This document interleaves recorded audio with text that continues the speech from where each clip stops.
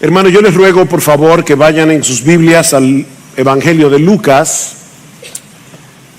Lucas capítulo 23, y vamos a leer los versículos 39 al 43. Dice así la palabra del Señor: y uno de los malhechores que estaban colgados allí le lanzaba insultos diciendo: ¿no eres tú el Cristo? Sálvate a ti mismo y a nosotros. Pero el otro le contestó y reprendiendo le dijo: ¿ni siquiera temes tú a Dios, a pesar de que estás bajo la misma condena? Y nosotros, a la verdad, justamente porque recibimos lo que merecemos por nuestros hechos, pero este nada malo ha hecho. Y decía Jesús: acuérdate de mí cuando vengas en tu reino. Entonces él le dijo: en verdad te digo, hoy estarás conmigo en el paraíso. En diciembre del año 1849, el escritor ruso Fyodor Dostoyevsky fue arrestado y acusado de participar en actividades políticas subversivas en contra del régimen del zar, que en ese tiempo era Nicolás I. Fue condenado a muerte por un pelotón de fusilamiento junto con otros prisioneros, pero justo antes de ser fusilado, su ejecución fue suspendida por orden del zar, que decidió indultar a Dostoyevsky, aunque fue condenado a trabajos forzados en Siberia, y fue una condena bastante dura. Después de cumplir su condena fue que Dostoyevsky escribió algunas de las obras más influyentes de la literatura universal: Crimen y Castigo, Los hermanos Karamazov, El idiota, El jugador. El mundo se habría perdido de algunas de las novelas más extraordinarias de la literatura si el zar de Rusia no hubiese indultado a Dostoyevsky a punto de ser ejecutado. Bueno, mis hermanos, el mundo habría perdido mucho más si Lucas no hubiera incluido en su evangelio este relato de la inesperada conversión de uno de los ladrones que estaba crucificado al lado de Jesús, y el perdón absoluto que recibió en ese momento de todos sus pecados. No fue un mero indulto lo que este hombre recibió, fue el don de la vida eterna, fue el perdón absoluto de todos sus pecados. Esta es una de las historias más conmovedoras, más esperanzadoras de la Biblia, porque es una historia que nos recuerda que la gracia de Dios no tiene límites. La gracia de Dios no tiene límites para alcanzar a un pecador, para transformarlo en creyente y llevarlo al paraíso.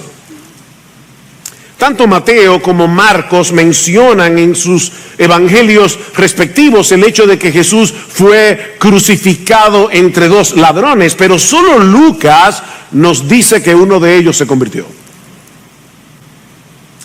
Y aunque desde nuestro punto de vista esta conversión es extraordinaria, es totalmente inesperada, la realidad es, mis amados hermanos y amigos que nos visitan, la realidad es que esta conversión no es muy diferente a la de cualquier otro pecador que se arrepiente en cualquier otra circunstancia.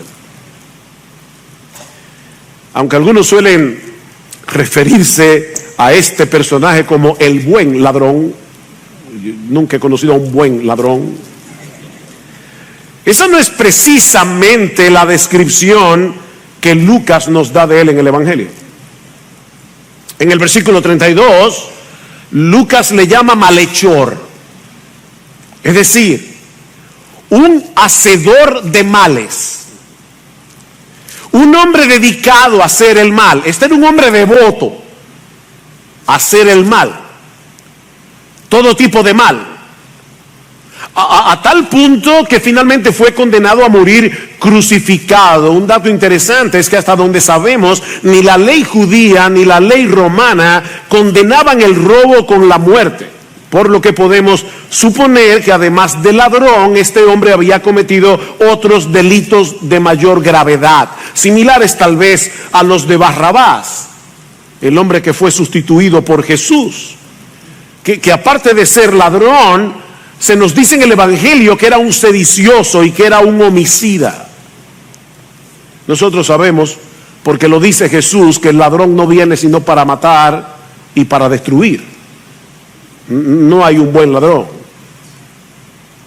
De hecho, en un momento dado vemos en el relato que él mismo tuvo que reconocer que su condena había sido justa. Y voy a leer de la Reina Valera. Dice: nosotros a la verdad justamente padecemos porque recibimos lo que merecieron nuestros hechos. Este hombre no se estaba defendiendo.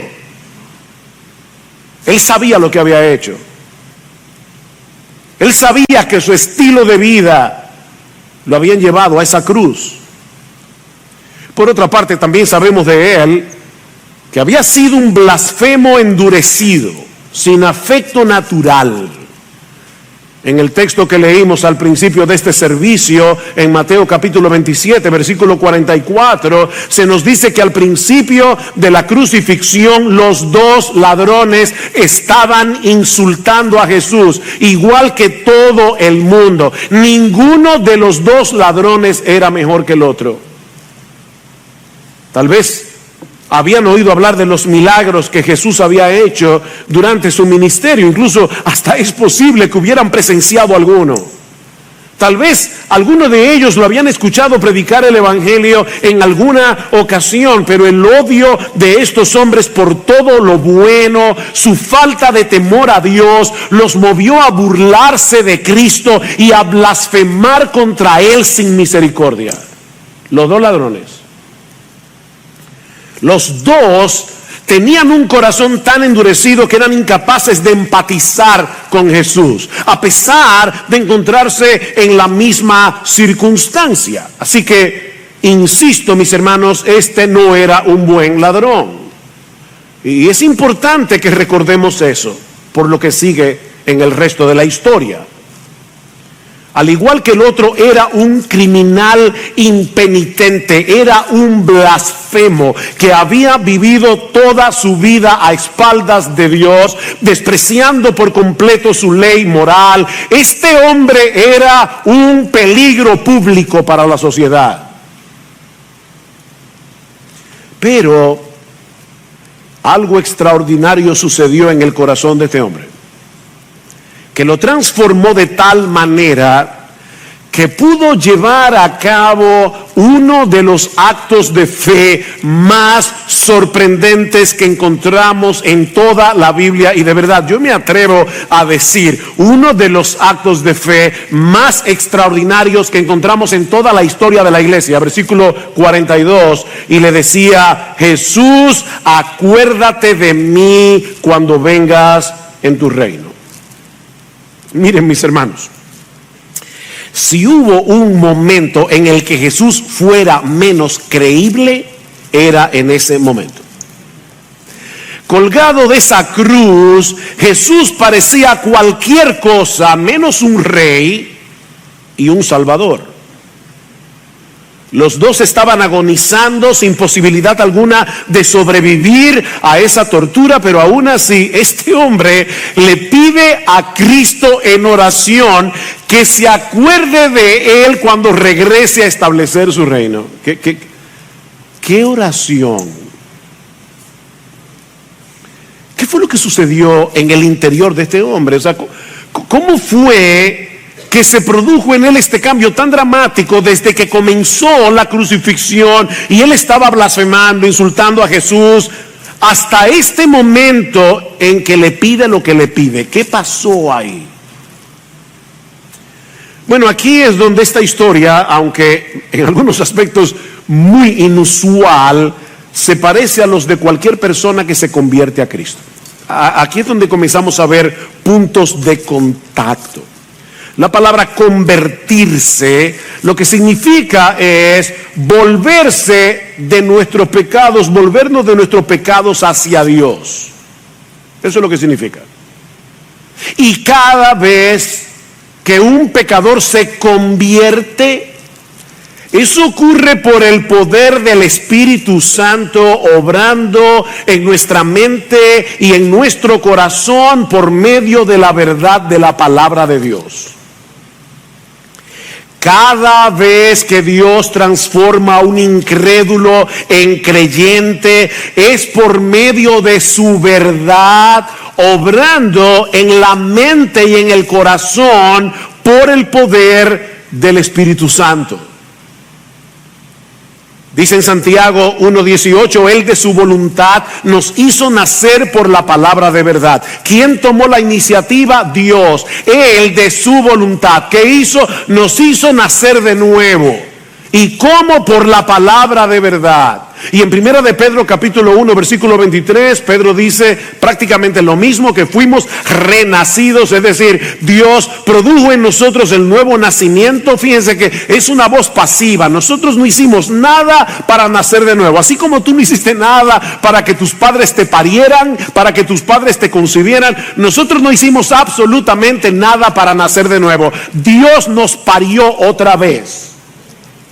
¿Y cómo lo hizo? Dice Pedro, no de simiente corruptible, sino de incorruptible por la palabra de Dios que vive y permanece para siempre. Dios usó su palabra, su verdad, para transformar el corazón de este hombre y hacerle entender por lo menos dos cosas.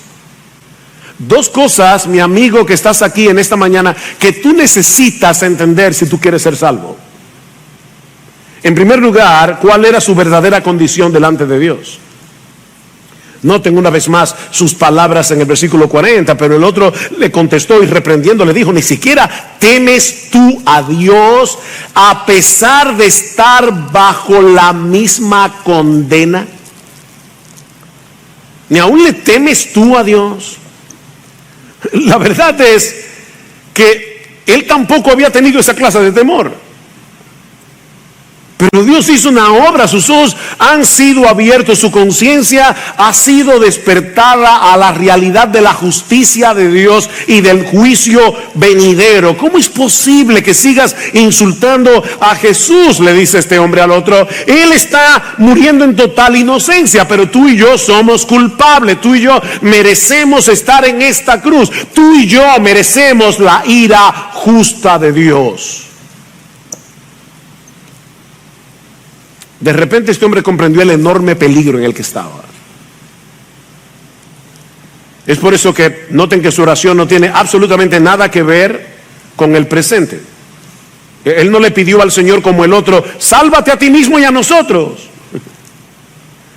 Ni siquiera le pidió, Señor Jesús, por favor, alivia este martirio, que acabe rápido.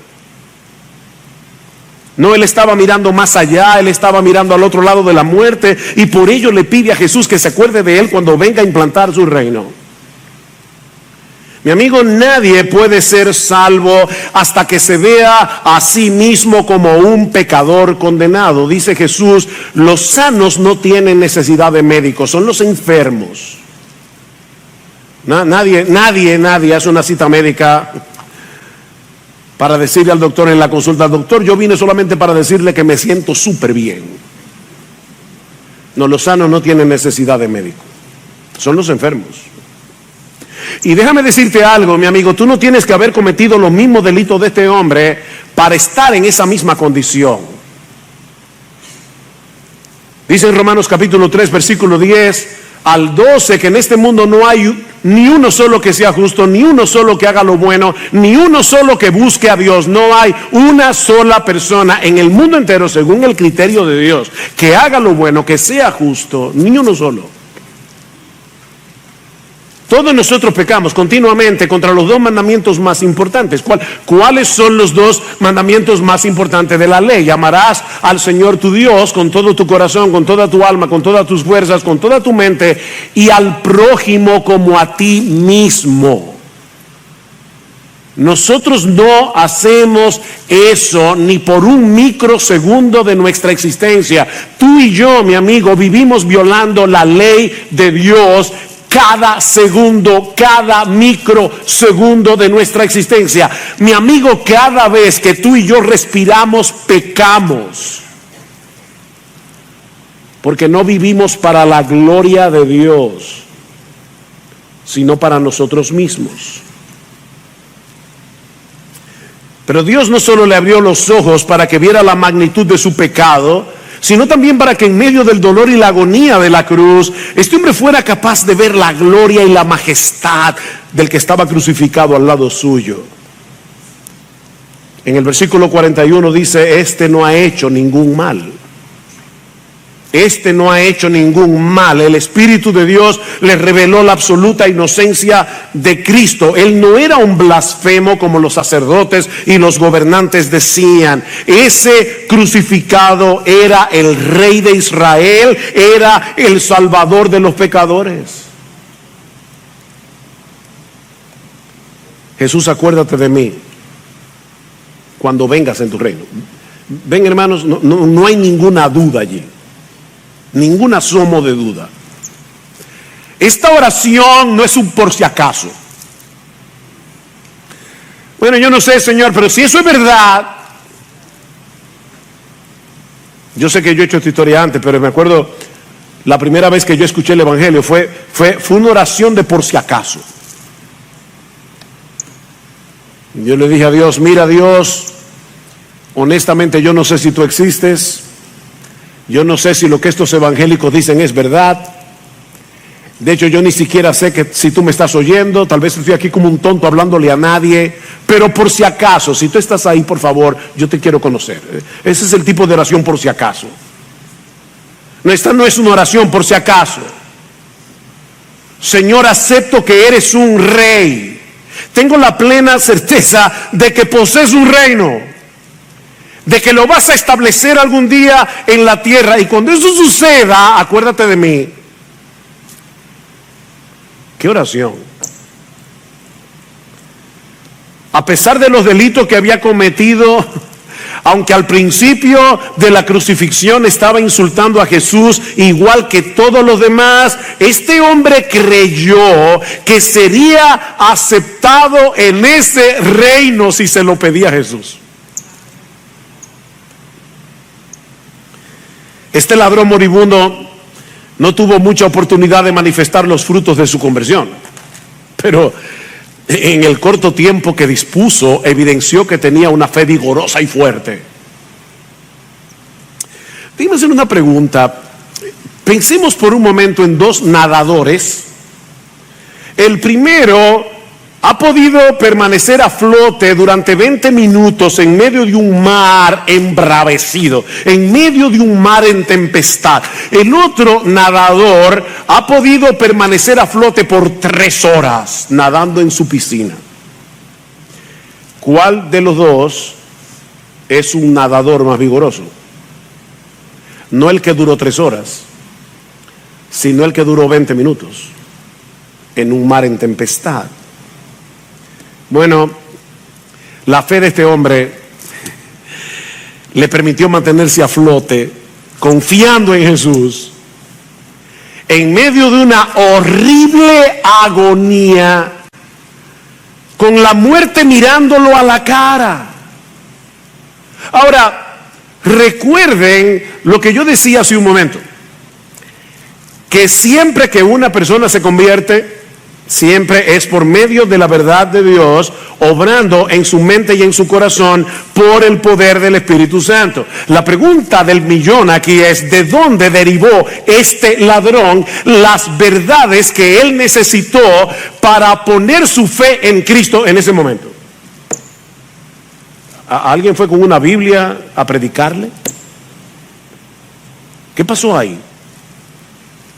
Bueno, si nos ceñimos al relato bíblico, veremos que el Espíritu Santo abrió su entendimiento por medio de las cosas que este hombre vio y escuchó en aquel día, comenzando con el testimonio del mismo Cristo. El Señor había sido burlado, masacrado a golpes durante casi toda la noche. Lo habían coronado de espinas y, como leímos al principio de este servicio, le golpearon después con una caña para que las espinas se le clavaran en la sien con más profundidad. Cuando Cristo llegó a la cruz era una masa de sangre. Y aún después de haberle crucificado, lo seguían maltratando, lo seguían insultando. Y no olviden que el ladrón estaba ahí. Y podemos suponer que este malhechor estaba contemplando atentamente la reacción de Jesús ante toda esa avalancha de odio, ante toda esa avalancha de crueldad, de desprecio que se había volcado contra él. Noten el versículo 28. Dice en el 27 que le seguía una gran multitud del pueblo y de mujeres que lloraban y se lamentaban por él. Pero Jesús, volviéndose a ellas, dijo: hijas de Jerusalén, y tiene que haber sido en voz alta. Probablemente el ladrón lo escuchó: no lloréis por mí, llorad más bien por vosotras mismas y por vuestros hijos. En ese momento de agonía, Jesús estaba preocupado por el futuro de su nación. Si en el árbol verde, dice él, hacen estas cosas, ¿qué no harán en el seco? Y luego en el versículo 33 dice: y cuando llegaron al lugar llamado la Calavera, crucificaron allí a Jesús y a los malhechores, uno a la derecha y otro a la izquierda. Y Jesús decía, y el verbo allí implica algo repetitivo. Jesús decía y decía y decía: Padre, perdónalos, Padre, perdónalos, porque no saben lo que hacen. Y el ladrón estaba oyendo.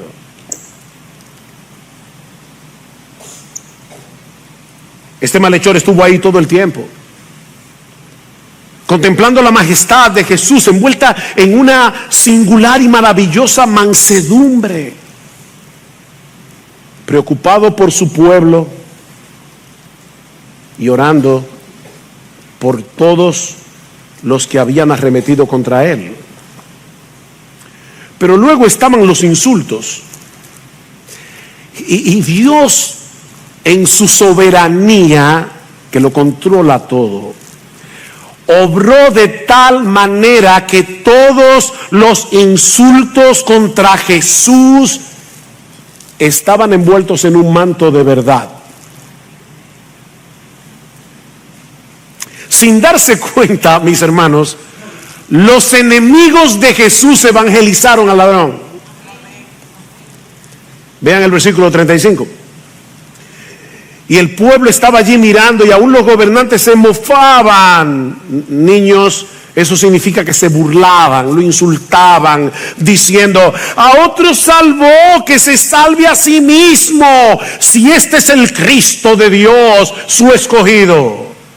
De hecho, en Mateo, en el pasaje paralelo, dice: a otro salvó, pero a sí mismo no se puede salvar. ¿Y saben qué, mis hermanos? Hasta eso era verdad, porque Cristo en ese momento no podía salvarse a sí mismo. Si Cristo descendía de la cruz, su reino tendría un rey, pero no tendría súbditos, porque todos nosotros quedaríamos condenados. No, Cristo no podía salvarse a sí mismo. O se salvaba a sí mismo o a nosotros. Hasta eso era verdad. Los soldados también se burlaban de él, acercándose y ofreciéndole vinagre y diciendo: si tú eres el rey de los judíos, sálvate a ti mismo. Había también una inscripción sobre él que decía: este es el rey de los judíos. Y uno de los malhechores que estaban colgados allí le lanzaban insultos diciendo: ¿no eres tú el Cristo? Es decir, ¿no eres tú el Mesías? ¿No eres tú el Salvador prometido? Sálvate a ti mismo y a nosotros. ¿Se dan cuenta, mis hermanos, cómo Dios usó todas estas palabras dichas con rencor y en un tono irónico y burlón para impactar la conciencia de este hombre y convencerlo de que Cristo era todo eso? El Hijo de Dios, el Cristo, el Salvador y el Rey de Israel. Por eso fue capaz de hacer una oración tan insólita.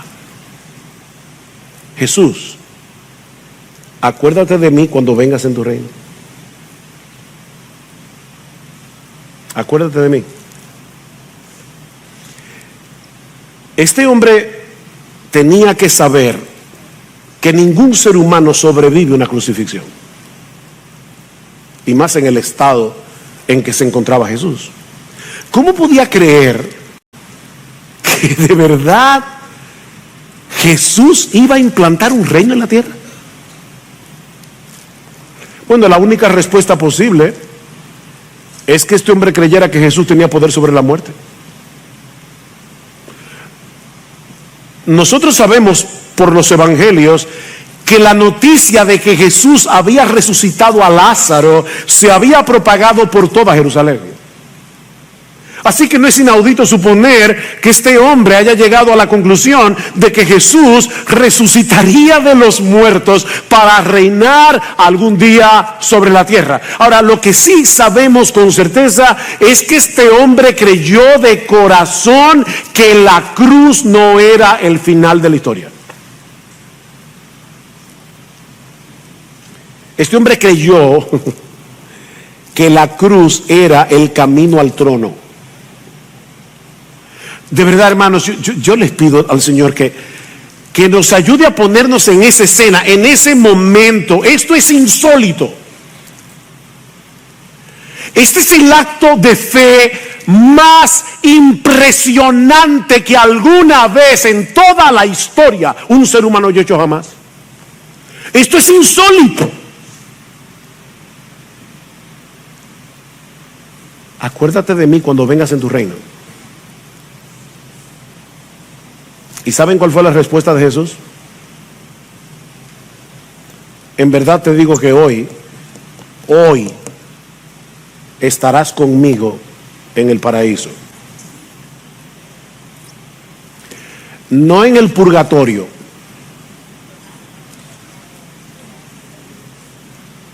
No durmiendo en la tumba, como creen algunos en el día de hoy. Hoy. No en un futuro distante, quién sabe cuándo. Mis hermanos, cuando el corazón de este criminal blasfemo dejó de latir, él abrió sus ojos en la gloria. Porque el Salvador de los pecadores estaba al lado suyo pagando su deuda.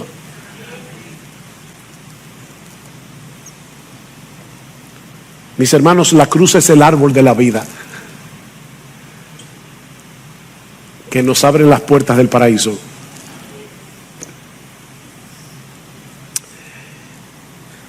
¿Qué aprendemos de esta historia? Les dice, es una historia muy conmovedora, muy impresionante, muy esperanzadora. Bueno, permítanme limitarme por lo menos a 4 enseñanzas que podemos derivar de esta historia. En primer lugar, que Jesús es un Salvador poderoso y dispuesto. Eso es obvio. Jesús es un Salvador poderoso y dispuesto. Si alguna vez hubo un hombre muriendo en desesperanza, era este ladrón crucificado. No solo había vivido la mayor parte de su vida haciendo lo malo, sino que él había decidido morir como había vivido. Esa había sido su decisión. Esa mañana, cuando este hombre se levantó para dirigirse hacia el lugar de su ejecución, él estaba determinado a morir siendo tan malo como había vivido. Lo menos que este hombre esperaba era estar ese día en el paraíso.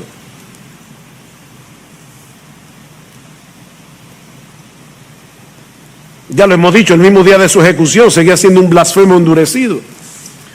Era muy grande su maldad, era muy difícil su circunstancia, pero Cristo es un gran Salvador. Y aún agonizando en esa cruz, Él fue capaz de vencer cualquier obstáculo en el corazón de este hombre para que voluntariamente se entregara a Él.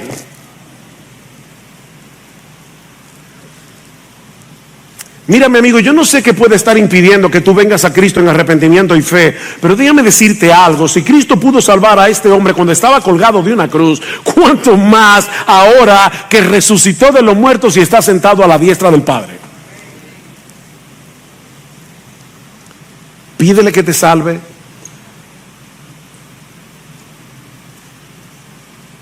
Esta fue una oración muy simple y fue respondida. Tú no tienes que tener un verbo impresionante para que Dios te atienda. Pídele que te salve, pídele que transforme tu corazón, pídele ahora, pídele, mi amigo, que tenga misericordia de ti, que perdone tus pecados. Porque no hay obstáculo en el mundo que pueda impedir la salvación de un pecador que venga a Cristo clamando por misericordia. Jesús es un gran salvador y siempre está dispuesto a salvar. Tan pronto este hombre clamó, su petición fue respondida. Hoy estarás conmigo en el paraíso. ¿No esperó que sufriera un poco más por sus pecados? En el instante en que este hombre pidió misericordia y perdón le fueron otorgados. Y lo mismo hará contigo hoy si vienes a Cristo en arrepentimiento y fe.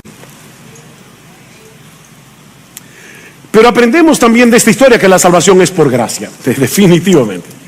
Que la salvación es por gracia. Gracia es esa buena disposición de Dios para con los pecadores que lo mueve a concedernos gratuitamente no solo el favor que no merecemos, sino un favor que es absolutamente contrario a lo que sí merecemos. Eso es gracia. Pablo dice en Efesios capítulo 2, versículos 8 al 9, texto muy conocido, que la salvación es por gracia, por medio de la fe, no por obras, para que nadie se gloríe. ¿Qué de bueno tenía este hombre que pudo haber movido a Cristo a atender su petición? Absolutamente nada. No lo tuvo antes de su conversión, ni tuvo tiempo para hacer nada después de convertirse. Este ladrón no tuvo tiempo de bautizarse. Yo no estoy diciendo que el bautismo no sea importante. Lo que estoy diciendo es que el bautismo no salva a nadie. Este ladrón no tuvo tiempo de bautizarse. Este ladrón nunca perteneció a una iglesia. Tampoco estoy diciendo que no sea importante pertenecer a una iglesia. Si tú te conviertes hoy y te mueres dentro de 15 minutos, no hay problema. Pero si te quedas vivo, hazte miembro de una iglesia local. Ahora, a este hombre no le dio tiempo. Nunca tomó la cena del Señor. Nunca tuvo la oportunidad de hacerle ningún bien a nadie. Pero a pesar de todo eso, Jesús, repito, no le prometió el purgatorio. Jesús le prometió que ese mismo día estarían juntos en el paraíso. Mi amigo, ni tú ni yo tenemos nada que podamos presentar delante de un Dios infinitamente santo y justo. Nada que nos haga merecedores de su favor. Nadie merece ser salvo. Ahora, todos sí merecemos ser condenados. Todos. Dice el profeta Isaías que todos somos como suciedad y todas nuestras justicias son como un trapo de inmundicia delante de Él. No hay justo ni aún uno, no hay quien busque a Dios, no hay quien haga lo bueno, no hay ni siquiera uno. Así que lo único que podemos hacer es aceptar humildemente el regalo, un regalo que Dios nos ofrece de pura gracia en el Evangelio, poniendo nuestra confianza en Jesús, que siendo inocente murió en lugar de pecadores para que esos pecadores fuesen justificados en el tribunal de Dios. El ladrón en la cruz fue perdonado y aceptado en el cielo ese mismo día únicamente porque creyó. Solamente. Porque puso toda su confianza en Jesús. Esa es la buena noticia del Evangelio, que la salvación es solo por gracia, es solo por Cristo, es solo por medio de la fe, no por obras para que nadie se gloríe. Pero aprendemos también de esta historia que la palabra de Dios es poderosa para salvar. Aprendemos de esta historia que la palabra de Dios es poderosa para salvar. Pensaba antes de venir a la iglesia y le orábamos al Señor, mi esposa y yo, no solamente por este predicador, sino también por toda la iglesia. Señor, ayúdanos a creer que es verdad lo que tú dices. Y tú dices en tu palabra que ella es potente y es poderosa para salvar, para traer personas de la muerte a la vida, para abrir los ojos de los ciegos. La palabra de Dios es poderosa, mis hermanos. Este hombre solo recibió unas pocas migajas del Evangelio, presentadas en una manera totalmente inapropiada y en la circunstancia más inadecuada. Pero esas migajas fueron suficientes para cambiar su corazón de piedra en uno de carne. Pablo dice en Romanos 1:16 que el Evangelio es poder de Dios para salvación. Y en 1 Corintios capítulo 1 versículo 21 Pablo dice que a Dios le agradó salvar a los creyentes por la locura de la predicación de su palabra. Y ahora Pablo aclara, porque los judíos piden señales. Yo quiero ir a una iglesia donde yo vea milagros. Yo quiero ir a una iglesia donde los cojos salgan caminando, donde los ciegos vean. Entonces yo voy a creer de verdad que Dios existe. No, eso es lo que pedían los judíos: señales, milagros. Los griegos, sabiduría. Yo quiero una oratoria rimbombante, algo que yo no pueda entender. Pero nosotros predicamos a Cristo crucificado. Para los judíos ciertamente tropezadero, para los gentiles una locura, mas para los llamados, así judíos como griegos, Cristo es poder de Dios y sabiduría de Dios. Mi hermano, sigue predicando el Evangelio a tus familiares y a tus amigos, aunque ahora los rechacen, aunque ahora se burlen de ti. Porque el Evangelio puede vencer al más obstinado de los hombres y transformarlos por completo en el asiento mismo de su personalidad. Y si quieres una prueba, mírate en el espejo. Lo hizo contigo si tú eres creyente, lo hizo conmigo, y puede hacerlo con ellos también.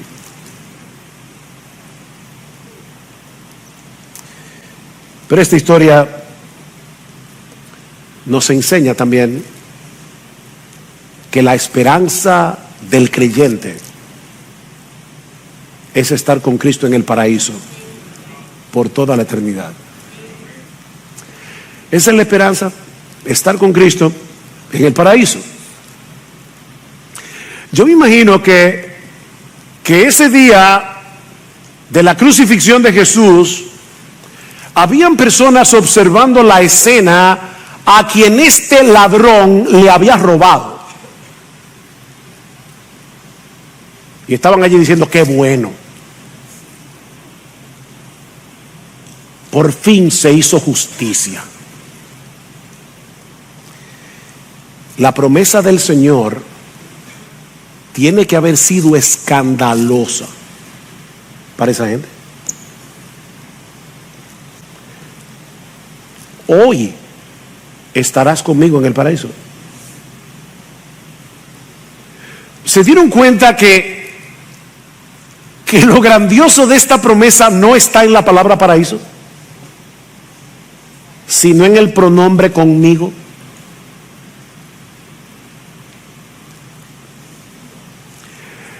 Que Jesús le ofrezca el paraíso a un criminal ya es bastante escandaloso.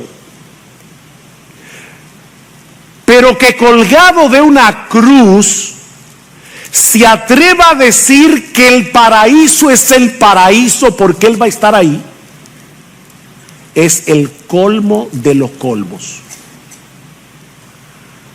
a menos que Él fuera quien Él decía ser. La segunda persona de la Trinidad que se hizo hombre para venir a salvarnos muriendo por nosotros en una cruz. Mis hermanos, la esperanza del cristiano no es el cielo. La esperanza del cristiano es Jesús, que está en el cielo. Por eso Pablo dice en Filipenses, nuestra esperanza está en los cielos. No es el cielo, está en los cielos. Partir y estar con Cristo, esa es nuestra esperanza. Partir y estar con Cristo. En ese mismo instante, veo allí a la familia de doña Normandia, que partió al Señor hace unos días. Ella no está dormida, su alma está en la gloria. El mismo día que murió. Pablo dice claramente en 2 Corintios capítulo 5, versículos 6 al 8, hay solo dos opciones. O yo estoy presente en el cuerpo y ausente del Señor, hablando de Cristo en su naturaleza humana, cuyo cuerpo humano está en el cielo. Dice, o estoy presente en el cuerpo y ausente de Cristo, o estoy ausente del cuerpo y presente con Cristo. Solo dos opciones. Es partir y estar con Cristo. Mis hermanos, esa es la bendita esperanza que Cristo compró para los suyos al precio de su sangre. Y sabes que, mi amigo, esa puede ser tu esperanza hoy si te arrepientes y crees. Ahora no es demasiado tarde, pero puede serlo mañana. De hecho, es probable que Dios haya dejado esta historia en su palabra, entre otras cosas, para librarnos de la desesperación por un lado, o de la locura de posponer el arrepentimiento por el otro. De la desesperación, porque en un momento tan difícil como este, y estando al borde de la muerte, este hombre encontró la salvación. ¿Qué pecador puede desesperar? No importa la vida que haya vivido, ¿qué pecador puede desesperar al leer que este ladrón se convirtió suspendido en una cruz y en el mismo dintel de las puertas del infierno? Pero toma en cuenta que este es el único relato que aparece en toda la Biblia donde alguien se convierte al borde de la muerte. Un solo ejemplo.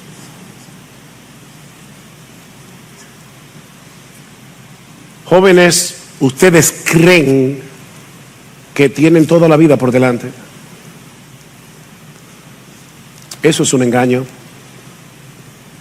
No importa la edad que tú tengas, nadie tiene la menor idea de cuándo ni cómo morirá. Nadie. No olvides que al lado de Jesús había otro ladrón que murió en la misma dureza y en la misma impiedad en lo que había vivido. Porque sabes que generalmente los hombres mueren como viven.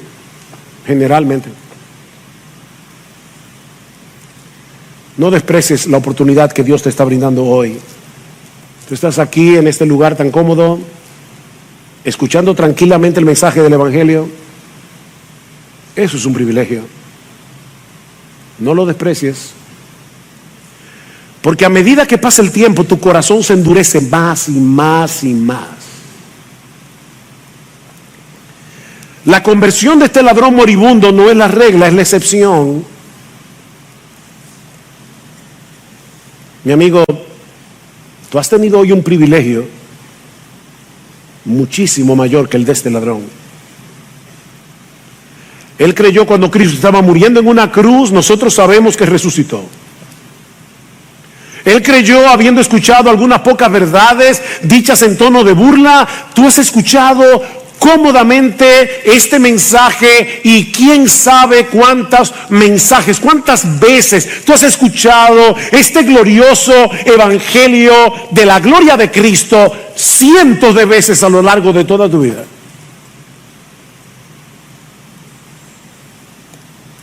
¿Sabes una cosa?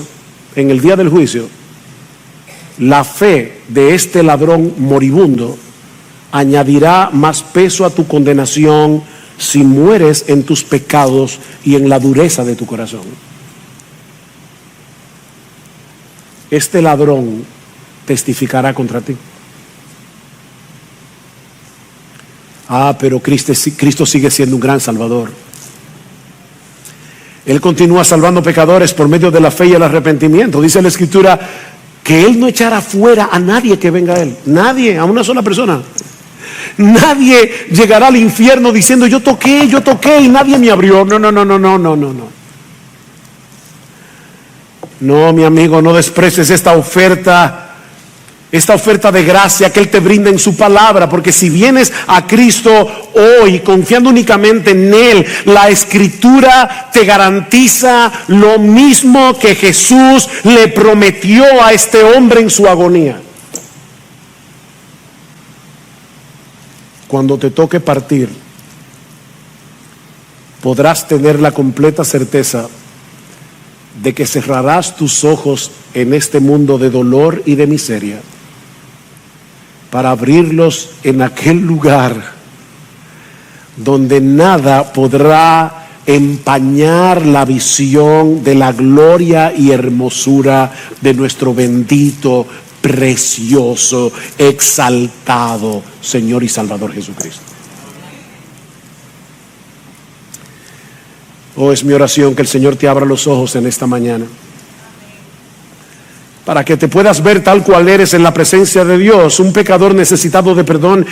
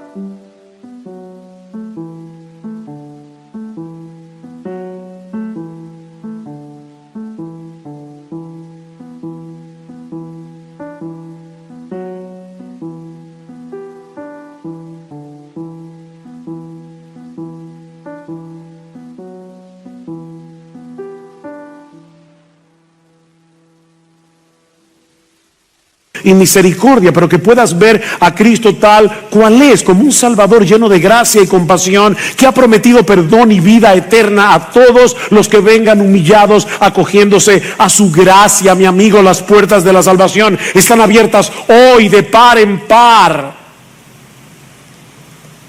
Entra por ella. Entra ahora. porque el mañana es completamente incierto, porque la eternidad es eterna y porque no existe un refugio más seguro, ni más bendito, ni más deleitoso que la bendita gracia de Jesús. Entra, mi amigo, y entra ahora. Entra ahora. Arrepiéntete de tus pecados y confía en Jesús.